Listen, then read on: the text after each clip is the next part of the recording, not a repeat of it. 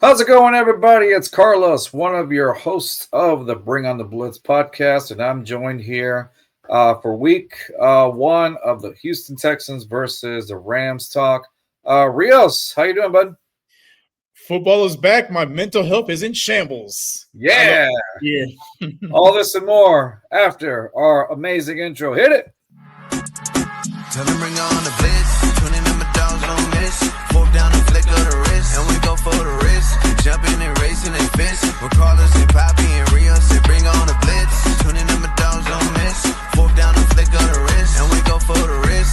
Jumping and racing and fist. With Carlos and Poppy and Rios. They bring on the blitz. All right. Oh, I love that banger of an intro. I see Gracie's joining us today. How's it going, Gracie? All right. So, what a week one performance or lack thereof for in some people's views. It's a fair statement. Let's start off with our the us talking about the defense. Okay. Mm-hmm. So it seemed like it started off pretty well at first, and then things just kind of started falling apart as the game went on. Now, keep in mind, this is a pretty good Rams offense. They basically kept everybody. They did as much as they could to keep just about everybody from last season's team, and last season's team was pretty, a pretty standout team last season. Yeah, it's a playoff. For the most part. And of course, you can't the veteran himself, Matthew Stafford, like you can't really put much against them. Yes, he is 37 years old, but boy, was he slinging the ball pretty well. Yeah, and I think he had an injured back, if I'm not mistaken. There was concerns he wouldn't play week one, but like this, right. We've watched that entire career. This dude has bounced back time after time with major injuries, and he's a tough dude. He's from Texas. Performed. He's always stepped up, right? Like every time he's always stepped up. So, nonetheless, Stafford had a performance, against the Texas secondary. However, there are, what I saw, and Rios back me up on what you think here. It seemed like the front seven. I think you and I were discussing this earlier. The front seven seemed pretty stellar. Seemed pretty good against an offensive line of the Rams. That's actually pretty decent offensive line, and they kind of held their own. Matthew Stafford got sacked 3 times, which is the same amount that CJ Stroud was also sacked.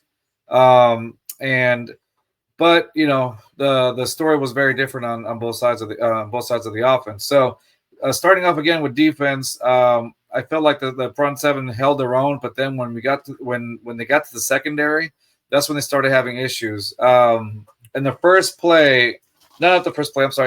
drive for the Rams, you saw Derek Stingley go down with an injury. I think a lot of Texans fans held their breath because it was like, oh, this is a Pro Bowler. This is one of the top, if not the top corner in the NFL. Suddenly go down with what seemed to be like a back injury. He's out for a few plays, and then suddenly he's back on the field, which was a breath of fresh air for, again, Texans fans and everybody else. Because that definitely the secondary is not the same with Derek Stingley. However, I think that it was him playing injured. I think he might have been taking it a little easier because it's not like the Stingley that most people are used to seeing. But I think that added on to that. So, Rios, what is your take on what you saw in the Texans secondary during the game? Well, I think the game plan was the Texans wanted to shut down the run, in which they essentially did. They averaged, less than 3.4 yards per carry. I want to say they had less than 80 yards rushing as a collective. But on the flip side, they were able to get diced up and down the field through the air. I think Puka Nacua had over 130 yards. I want to say Devontae Adams was pretty close to the century mark as well. So they were able to move the ball pretty effectively through the air. But, this is a testament to that front seven. They were able to, prevent them from scoring a lot of points. They only scored 14 points, which typically with most NFL defenses only allow 14 points.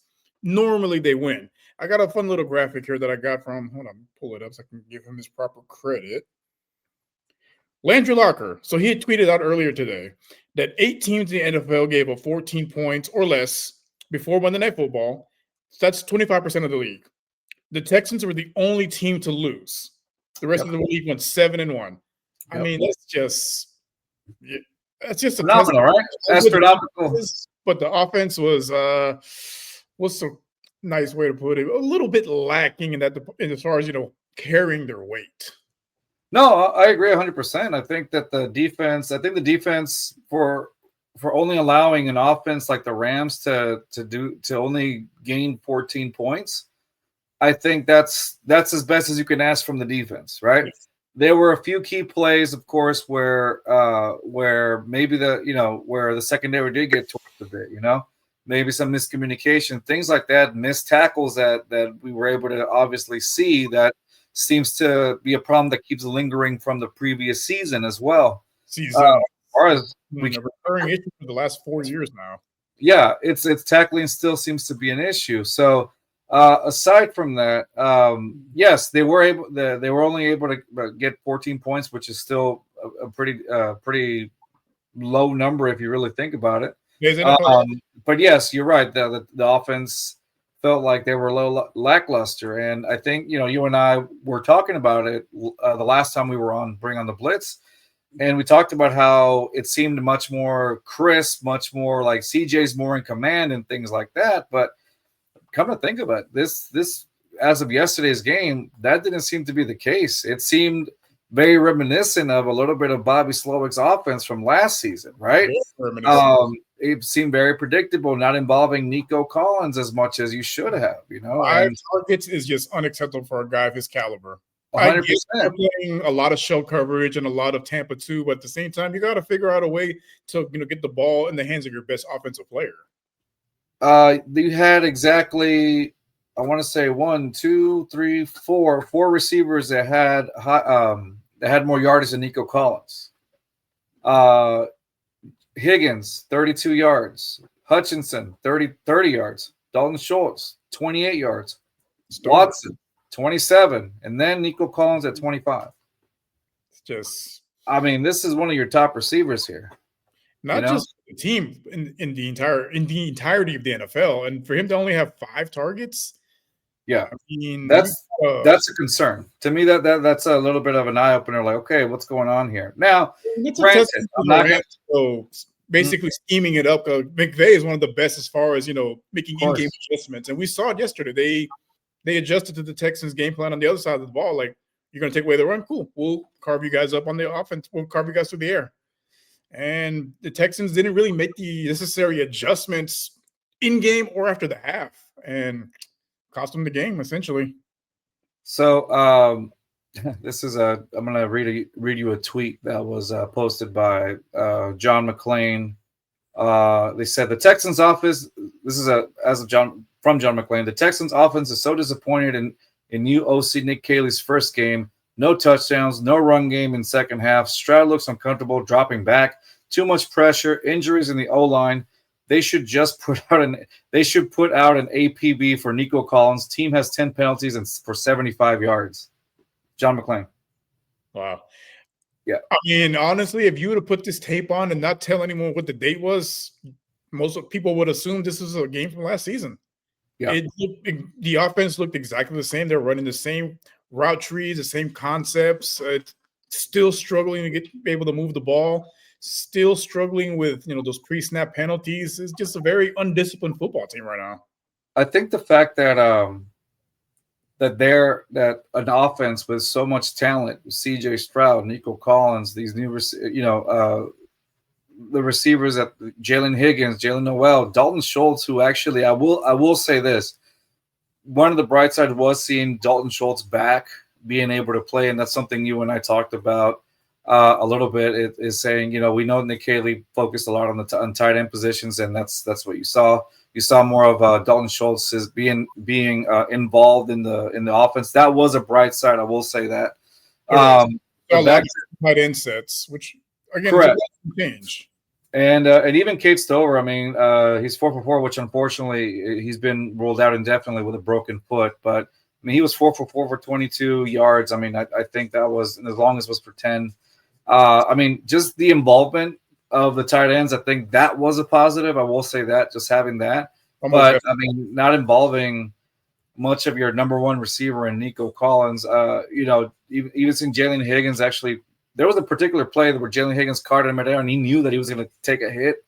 And he did get a hit, but he recovered nicely. There were some bright spots that you were able to see, but there was like a fade route by CJ Stroud that was caught really well. But aside from that, I mean, not scoring with so much talent on your offense, a single touchdown, I think that speaks volumes. And of course, all the penalties that were being caused as well. I mean, that's lack of discipline. All you got to do is look at the first drive.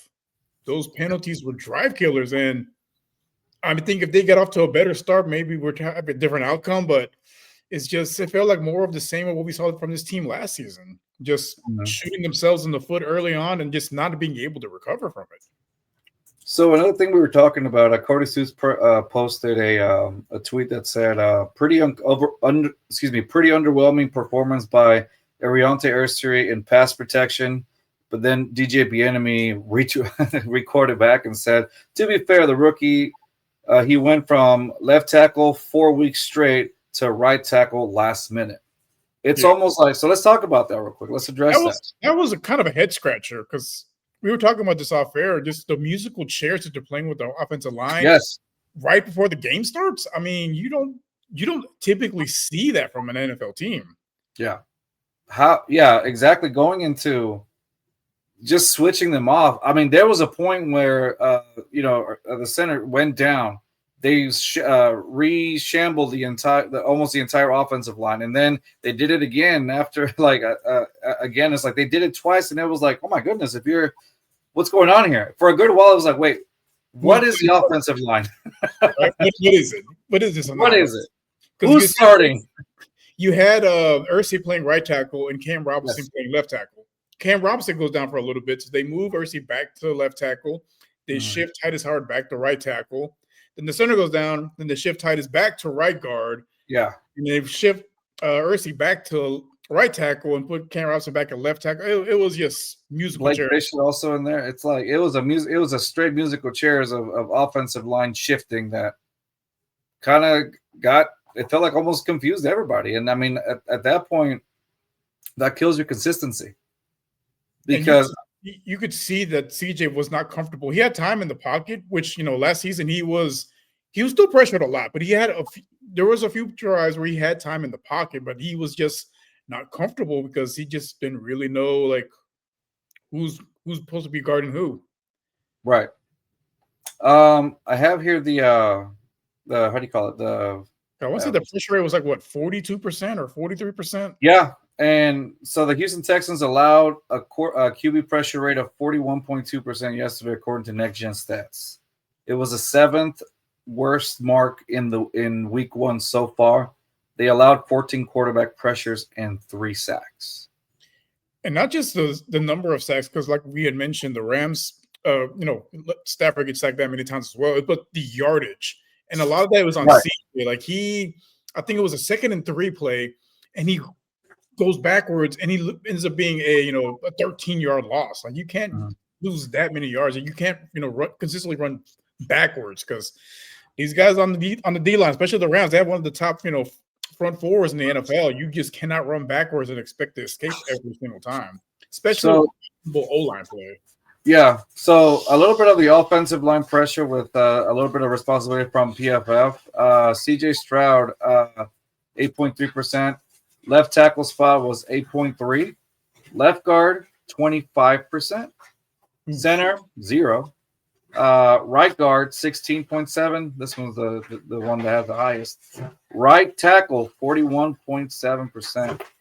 Yeah, Ursay was struggling a little bit in pass protection yesterday. He just didn't look very fluid, and he was essentially getting bullied. But again, it's he's a rookie going against a pretty ferocious pass rush. So I cut him a little bit of slack. That and just asking him to essentially play a different position, 3 times during the game. Yeah, that like I said, I think that kills off the consistency both in the offensive line and also with the quarterback that's supposed to be, that trusts you, that does all that, right? So I want to read into some of the quotes that were done yesterday. That were done after the post game quotes. There you go. Yeah. Give me 1 second. So, by the way, in the meantime, while I see this, oh, there he goes on the offensive line. So, he was asked on how the matchup between the offensive and defense and the defensive line. So he said, "This is CJ Stroud. Yeah, we'll go back to watch the film. I thought overall our D line created pressure. Stafford did a really nice job. I'm sorry, that's D'Amico. I apologize. Really nice job, and he's done all his career at getting the ball out fairly quickly. We have to be stickier on coverage to make him hold the ball a little longer. But our D line, they got after it like it was expected. Our front, we had some good plays. Again, they made some plays versus us too that I think we would love to have back. Two really good front or defensive line, and they're both were the strength today, which is true, as we talked about. Okay, here's the one I want to look for. I'm sorry. This is a quote on the offensive line being shuffled around days before the game. Okay, yeah, it's not easy. It's something that you're going to complain about, or are you going to lie down, or are you going to play? So for me, I just try to compete as best as I can. Show those guys. I don't care who's in there. I trust you. By the way, I try to play as hard as I can show that I'm there for them. Also vocally as well. Even our receivers, we have some guys hopefully coming back soon. It's not always easy, but that's why I'm in the position I am to try to solve some of those issues because everybody deals with injuries. I think I've tried to do my best at that. Kind of feels like it went away from. There was a lot as a play from the Caserio playbook. A lot of word salad while dodging the question. Well, I mean, yeah, because we went from discussing the shuffling of the O line to talking about receivers. Mm-hmm. So he, a lot of words in there, but it didn't really discuss the topic at hand of Oh, that was CJ Stroud. That was CJ Stroud talking. Yeah, that's what I'm saying. It's a lot of, I mean, it's a good, to avoid the question, but at the same time, like, why, they didn't really answer the question. Why did you guys shuffle the line right before game one? So I know that we talked about one thing that I saw at the beginning, and I was texting you as this was happening, and I said, "Hey, I like that he's using his legs more." Yeah, I think we started seeing it last season, towards the end of last season, where he started using a little bit of his legs to run more, right? To try to get buy more time in the pocket, or just to step up in the pocket, or whatever, right? Which is weird because that's something that you see, like when Davis.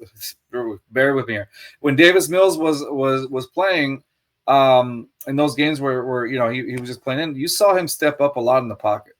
You know, and it allowed him to. That's one thing that I give a lot of credit to Davis is he steps up. He knows when to step up in the pocket. You know what I mean?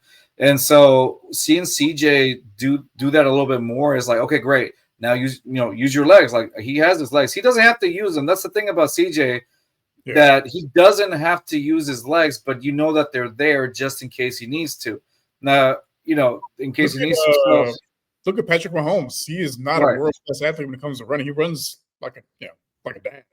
But he is effective in using his legs and picking up, first downs, keeping drives alive, keep the pocket moving. And I think that's something that CJ should add to his arsenal. And I think we saw a little bit of it, but I think with all the shuffling the offensive line, his confidence was a little bit shaken towards the end of the game. And he's got to, start fresh in week 2 because you got another ferocious front four with the Buccaneers coming into town. Yeah, 100%.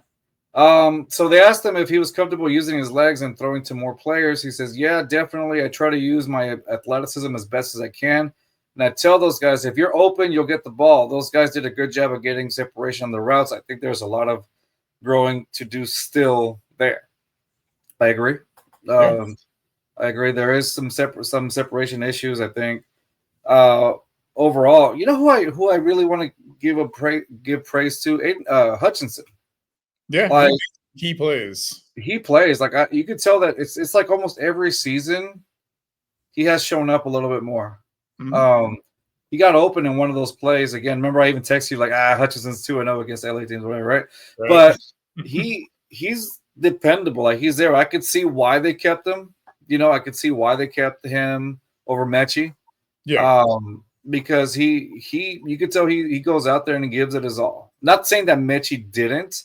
I'm just saying that I think he has a better chance of getting the ball than Mechie does. Is that Mechie did, He's a little bit more what's the word I'm looking here for? You're able to utilize him a little bit more in different roles versus Mechie. You can only utilize him in the slot, but with Hutchinson, you can utilize him as an X receiver, as a Z receiver. You can utilize him on those end arounds. You can utilize him on special teams. Versatile. There you go. That's the word I'm looking for. He's more versatile than Mechie was. Yeah. I do want to talk about something as well. I did see a lot of Nick Chubb out there. That was some really good plays. The offensive line created some gaps for him to play in the first half. That he was getting the ball rolling. I mean, I'll give you an example. This was they asked D'Amico about on Chubb having success on inside runs and if they should have stuck to that approach more. And that's one thing I want to talk about as well. Yeah. Says, I think we could have stuck with it more. I mean, you saw that's where our plays were made, where Nick was running in the football down the middle. We had a double team and good movement out front. That's something that we have to look at again and just see what we can stick to and what do we execute best to give ourselves the best chance to win the game. Nick did a really nice job. So, I mean, I felt like they got a rhythm going with Nick Chubb. I mean, he had a pretty good, decent run as well. But then towards the second half, they kind of put Dameon Pierce and Dare Ogunbowale. Not saying anything about those two, but the fact that this is the game on the line. You're down towards the end, and then you're using Dare Ogunbowale and Dameon Pierce. Dameon Pierce was giving you barely any yards. No offense, but it's like this is true. Like he wasn't productive, and he wasn't good in pass blocking either. I think one of the middle linebackers just basically just walked right by him. I'm like, if you're going to be out there, you got to be productive, whether you're running the ball or you're in pass protection. Because if you're not, you're just taking. Pierce had 5 yards. Sounds about right. No, it's weird. Ogunbowale had 9.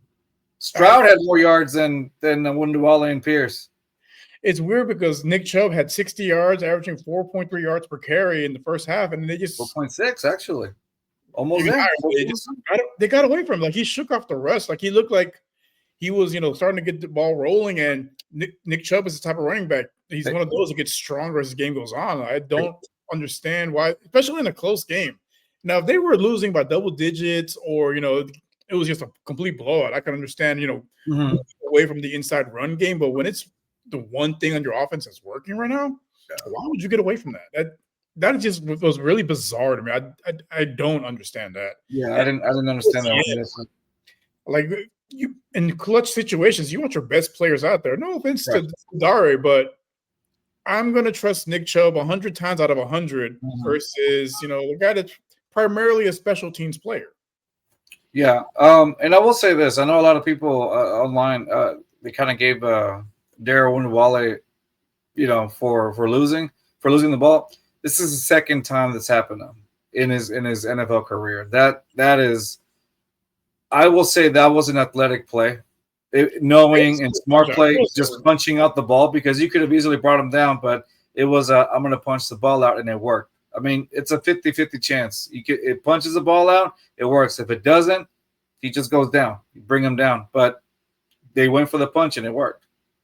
Yeah, I think the only thing you can really fault him for on that play would be he probably, instead of trying to juke the guy, just go down. You already got the first down. You had plenty of time left. Be smart. Yeah.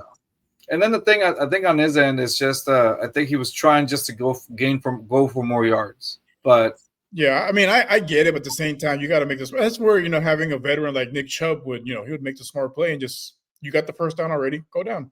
I mean, there was a time when Nick Chubb did look kind of gassed out there too. He's shaking off the rust a little bit, but again, in order for him game time situations, he needs the reps. Yeah. So that's where that's at. I just think that was odd to me to not see Nick Chubb out there, the guy that you went out purposely. Your RB1 for now until Joe Mixon returns. That's another thing. But this is like you said earlier. This needs to be a test. This should be a test for the Texans for week 2. They get an extra day because they're playing the Monday Night Football against the Bucks, which I'm hoping to go to. And so, give me 1 second. There is a quote about what they for week 2's expectations. Give me 1 second. I think it was CJ Stroud that said it on what he can take away from this game to come back stronger for week 2. CJ said, "I take negative plays. I think it's obvious we can't shoot ourselves in the foot consistently and expect to win. That starts with me, with a lot of different things. I have to get rid of the ball better and use my legs maybe a little more. I think there's a lot of hope still. We had a lot of good things. That's a really good defense. It's a really good team. I definitely think we could have won, but you can't, should have, would have, could have all day. We didn't deserve to win that game because we didn't do the right things. When you come out in the NFL lollygagging and going through the motions, that's what happens. I think we'll be all right, but I think it's a good wake-up call for us. If that's not the quote of the night, I don't know what is. There's so much to unpack on that quote. Just the key word, lollygagging. That should not come out. That should not be in the vocabulary describing your team weak. Right. Hold on. Let's build up to that one. But I did want to say he hit a lot of points that you and I have talked about as far as expecting a lot of different things, getting rid of the ball faster. That has to happen. He has to recognize when to get rid of the ball and when to hold on to it.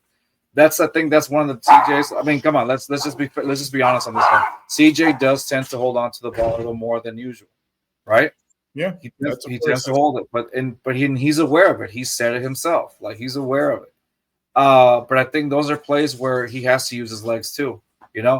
I think that's also going to help out with with the blitz as well, because they blitz him like crazy. They know that the O line is not a top O line.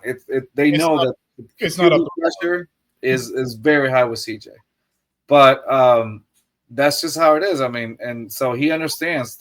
So what do you do? Check down plays. Remember, you talked about these before. Do a little quick check down. And I saw some of those, but also him using his legs, running the ball as well. I mean, the Rams didn't really have if the Rams defense has a weakness, it was in the run.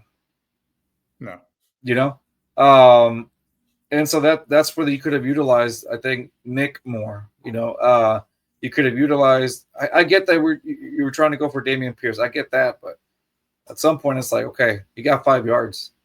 Yeah, like we have seen this from the last several seasons now with him. Like I not sure what they see differently. I mean, maybe he practices really well, but at the same time, like in-game production has not been there since his rookie season. Mm-hmm. And he's played in different schemes at this point. And, I think a lot of reporters say, possibly this, power gap scheme would suit his skill set a little bit better, but we have yet to see it. Again, mind you, there was a pretty, the Rams have a stout run defense, but at the same time, 5 yards, like. I want to give you a tweet that Clint Storner wrote. Mm-hmm. Again, if you're not familiar with Clint Storner, he's a how do you call it? He does a lot of he's a radio host. He says vacation with Dallas Cowboys, but he's predominantly on Sports Radio 610. He said, fourth quarter, Texans 9, Rams 14, game on the line. Texans feed Dameon Pierce. Rams feed Nakua, Adams, and Williams. Can't win with it. I mean, he's not wrong there. Like that's what we talked about earlier. With the game on the line, you give the ball to your best players. Mm-hmm. No offense to Dameon Pierce, but he is not on the upper echelon as far as elite talent on this roster. Yeah, I think at this point I don't know. I know it's week 1. I get it. It's just I think now it's to the point where I think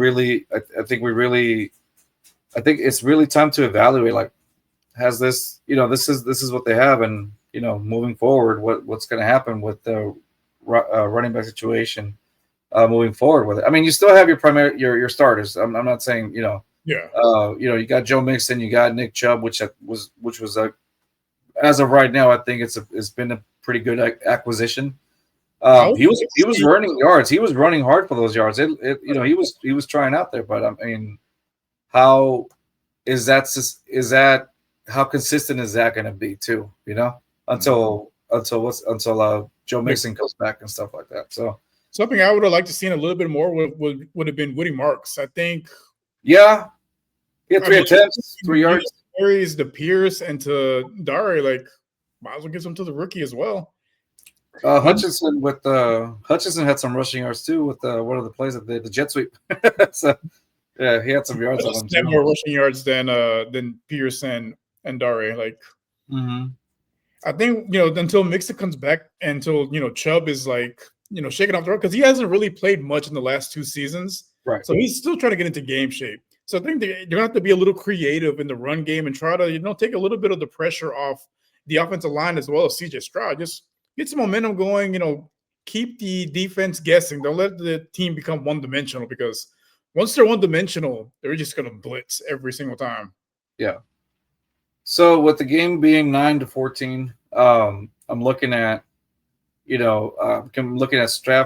Matthew Stafford's stats and compared to CJ. Matthew Stafford is 21 of 29, 245 yards, a touchdown, 109.1 rating. Stroud 19 of 27, 188 yards, no touchdowns, 1 interception, 74.3 rating. Your cat just jumped in the back. So she just out of nowhere. I'm like waiting for your thoughts on it and see the cat back up there. She does that. Has to steal the show. I mean, it's pretty indicative of how the game went.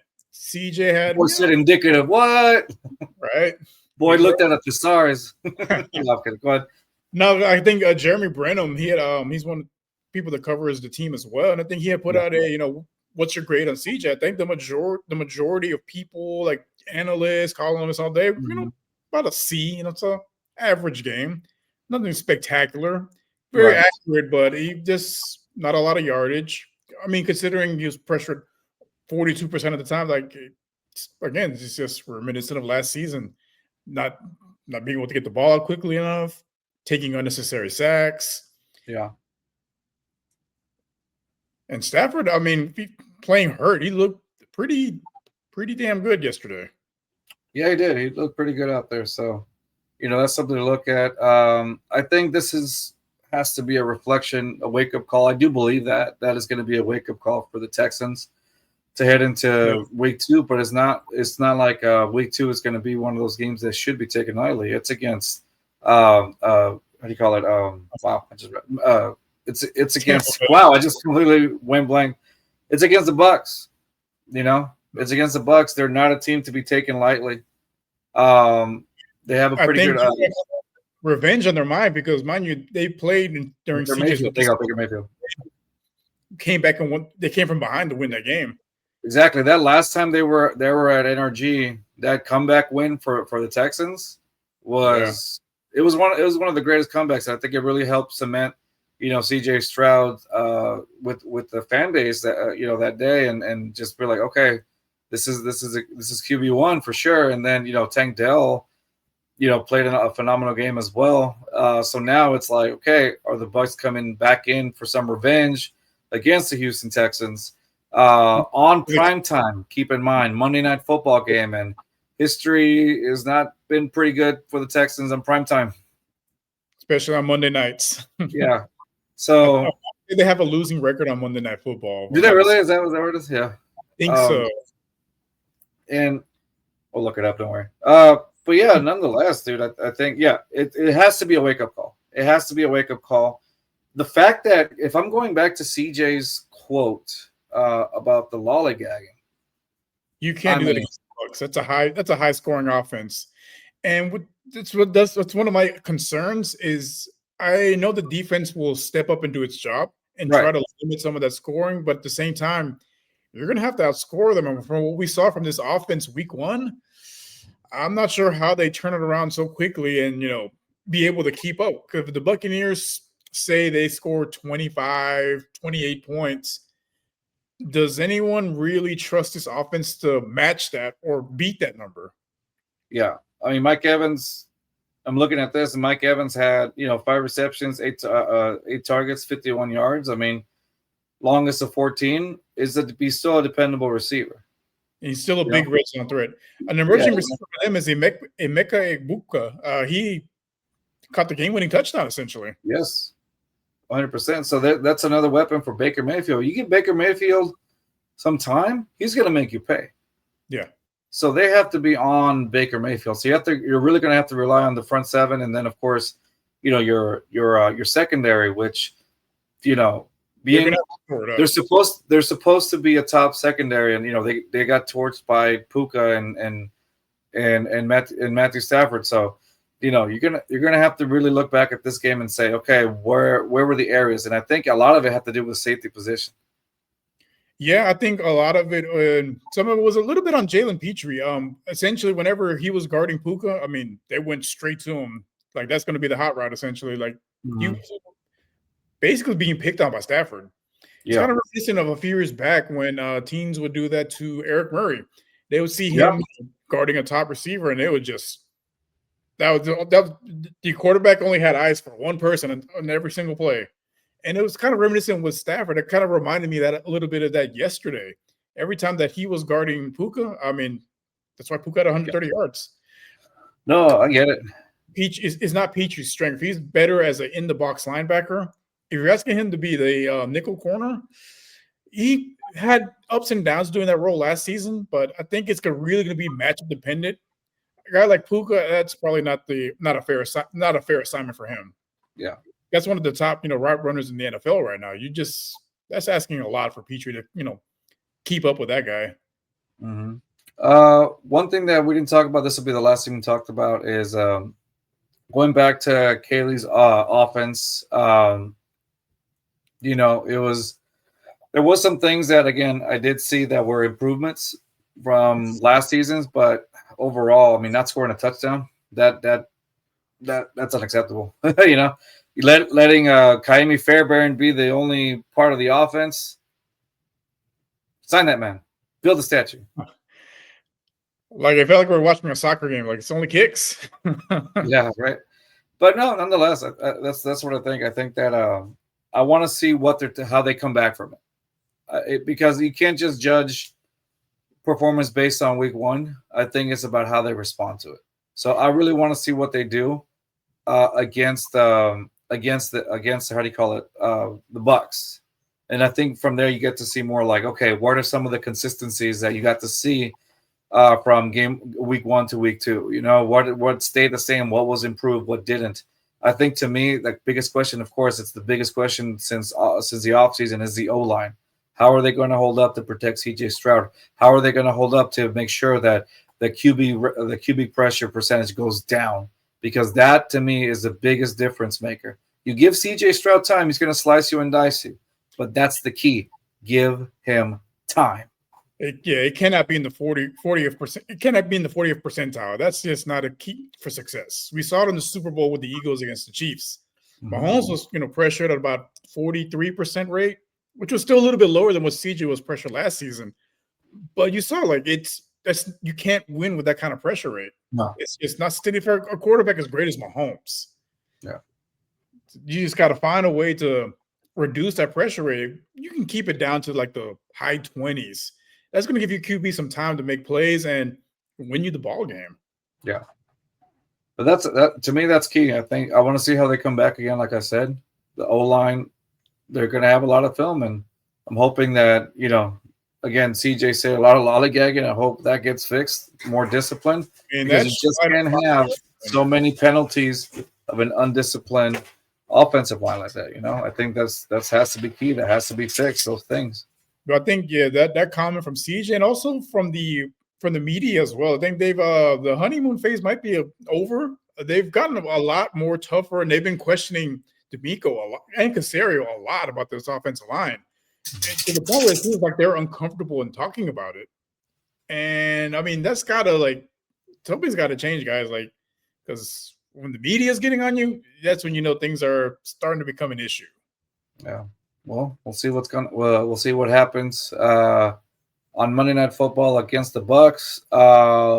If you are You want to make a prediction, Rios, on that one? Yeah, let's go and make some predictions on that one. Sure. I guess I'll go first. Yeah, go ahead. If the Texans continue in this trajectory where they can't seem to protect CJ, the QB pressure is up. I don't see the Texans winning against the Bucs. I don't. If that continues, if secondary, I think the best part of the secondary also just keeps giving up yards like they did to Matthew Stafford. So aside from that, I'd say if it does continue, I don't see the Texans winning. And if they do, I'd say it's probably I'm going to go with 17-20 matchup in favor of the Bucs. Again, that's only if the issues in the offensive line continue. So that's my take. Yeah, no, I also believe it's going to be a close game. I'm going to go in the opposite direction. I think, the comments from CJ and then just when they review the film, just all the simple mental mistakes that they made, I think it's really going to motivate them to try to clean it up, especially playing on Monday Night Football. Who doesn't love playing in primetime? And you're the biggest stars always step up when the lights are the brightest. And I think for CJ, he's probably going to, really take his game to another level. And I think this team is going to clean up the mistakes. Again, it's going to be really close. But I think it's going to be a low-scoring game, honestly. Okay. I'm going to go 15-12 Texans. It's going to be a field goal fest. Okay, field goal. Okay, that makes sense. Like I said, I think the Texans – but I think they're going to move the ball at least. But I think both defenses are pretty good in the red zone, so I think it's going to limit both quarterbacks. I think as long as the Texans can figure out a way to get Nico Collins involved, get the running game going, use that, get your other receivers involved too. But again, it's going to have to make sure it's going to be up to the offensive line to make sure it gives CG some time. That's how I see it. All right. Well, will the Texans be 1-1, or are they going to walk in to week 3 0-2? We'll find out next time on our show. That's going to be it for us today. See y'all later. Peace. Tell them bring on the blitz. 20 number dogs don't miss. Fourth down and flick of the wrist. And we go for the wrist. Jumping and racing and fist. With Carlos